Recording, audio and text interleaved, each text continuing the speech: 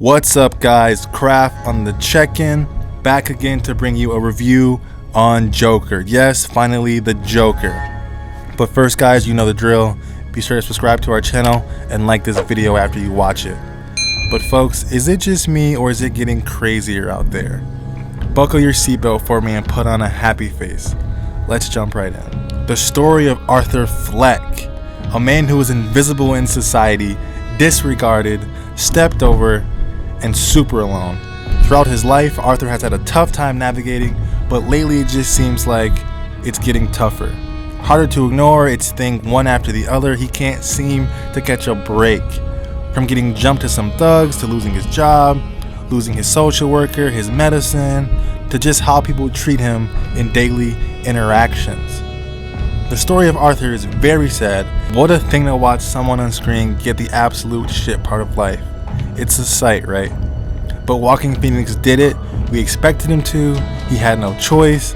As the movie began, I kind of realized how much pressure has been put on this character over the years. I mean, it's to the highest degree of any role you can find in Hollywood. Arthur was very awkward, scary from the get-go. Very soft-spoken, had a very disturbing face and shape to his body. Something was off when we first see him on screen. I mean, even well before that, I'm sure he's been kicking shit in the alley way before this story starts. His voice, his attire, I mean the muted color of the film represented Gotham very well. I don't think I saw one bright feature on anyone or anywhere in the entire city the whole movie. Man, his laugh. I'm sure it's safe to say Joaquin Phoenix secured an iconic Joker laugh that also has a hilarious connection to a disability he says he has, as he hands people a card informing them he has an uncontrollable laughing condition when he feels intense emotions, and to please return the card after reading. Just a simple tweak or explanation for the character that we haven't heard in a while or ever, and it worked every time. When the movie starts in the office and he's laughing, which actually goes to crying, or when he's doing stand-up and you just have this awkward gut feeling while he's suffering on stage. Of course, the subway scene, man, the subway scene, what a wake-up call to the audience. That was cold-blooded. I mean, really, I feel like I haven't seen a blatant murder like this in quite some time. These guys jumped him and he has had it. Bam, bam, kills two of them. One of the guy runs, Joker pursues him and just shoots him 2 more times in the back. A real scary moment. That's something a lot of people are afraid of in 2020. Not just death, but being face to face with a shooter and not being able to defend yourself whatsoever.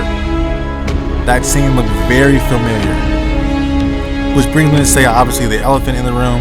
The film definitely resonates with society today. I mean, 100% that was intentional. It had to be. Arthur portrays a modern day mass shooter.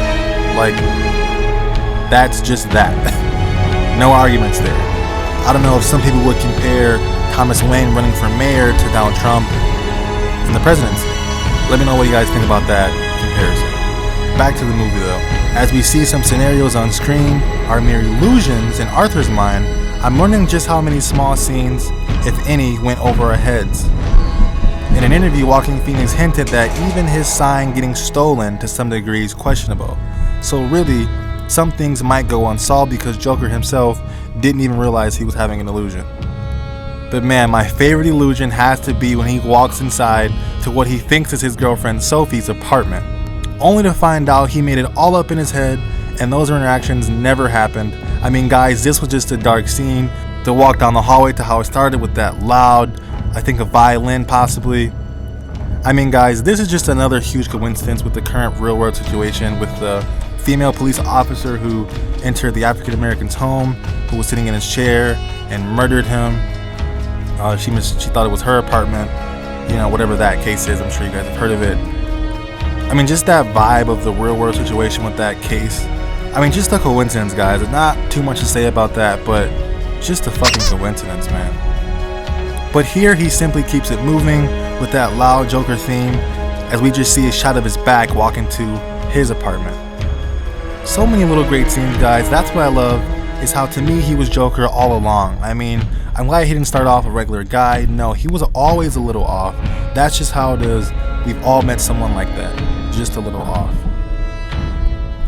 Something huge for me that I couldn't decide on during the movie if I liked it though, guys, the decision to make Thomas Wayne such a close character to Joker.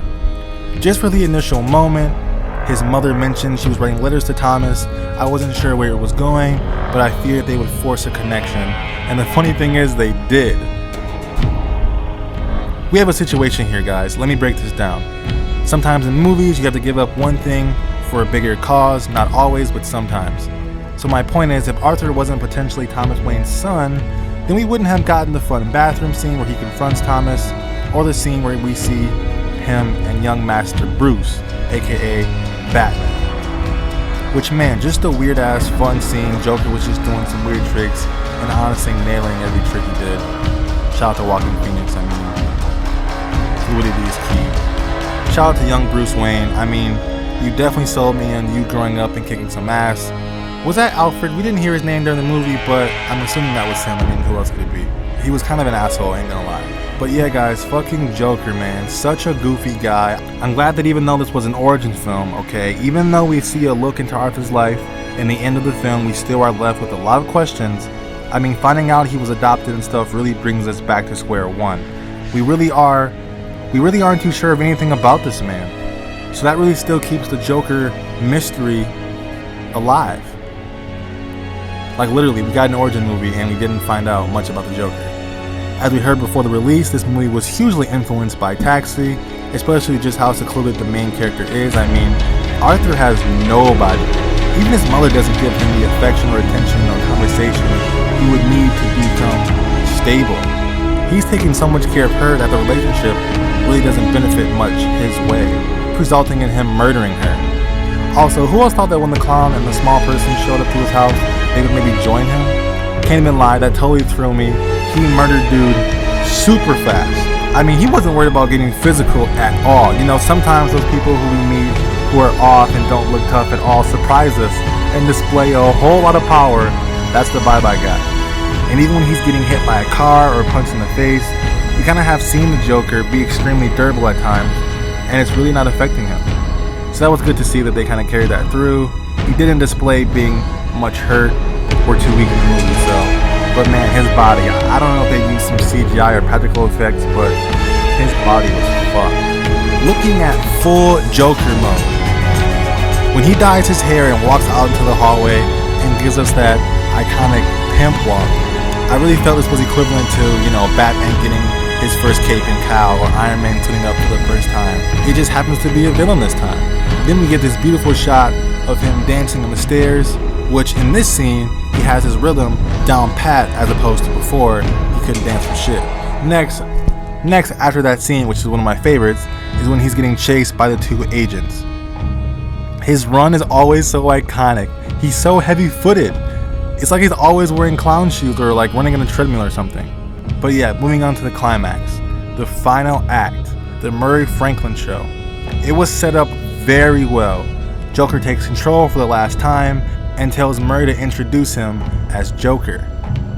Dancing and smoking a cigarette before the curtains open up, we get a nice, bright shot of the Joker. Super simple, but it looked great. He kisses the old lady, which was a nice touch. So in all, the climax was pleasing to watch. But I don't think the type of speech the Joker gave resonated with me how I wanted it to. It was nice, and the jokes he told were indeed super out of pocket, but to me his last speech was sort of a plea and a look into what Arthur recently went through. He even shed a tear, I think. You good, bro?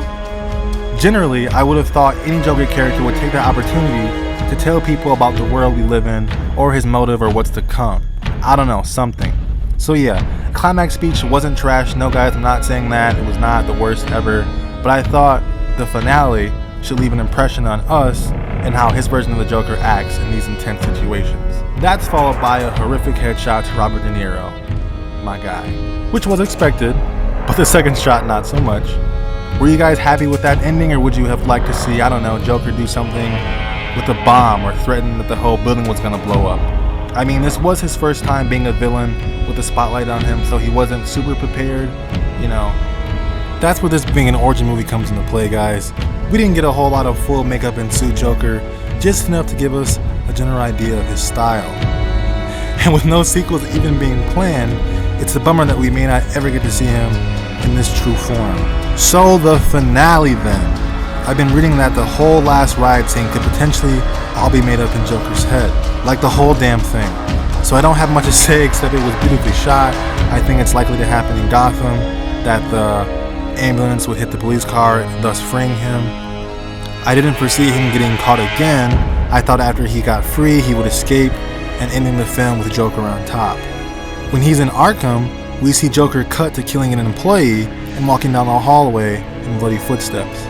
As he leaves, the security comes running after him. I mean, yeah, I wish it would have just ended during the riot scene, guys, just my opinion. I feel like the Arkham scene was kind of extra, and, you know, why not have the villain win, quote unquote. So yeah, guys, the movie was very dark as we thought, and the quality was really enjoyable. Barely any other characters to even care about in this movie. It's all about the Joker, and that's a good thing. I wish the movie ended with a bigger bang, but it still didn't disappoint. Joaquin Phoenix truly accomplished his mission to create his very own authentic Joker. 100% a success. People love the bad guy these days. It's as simple as that. And with that being said, guys, what do you think about the film? Was it too dark for you guys? People have been advocating for R-rated comic book films for some years now, and they are finally here. Do you guys want to see a sequel? Comment below any thoughts or disagreements you may have. But yeah, folks, that's my Joker review. Thanks for listening. I can't wait to see it again.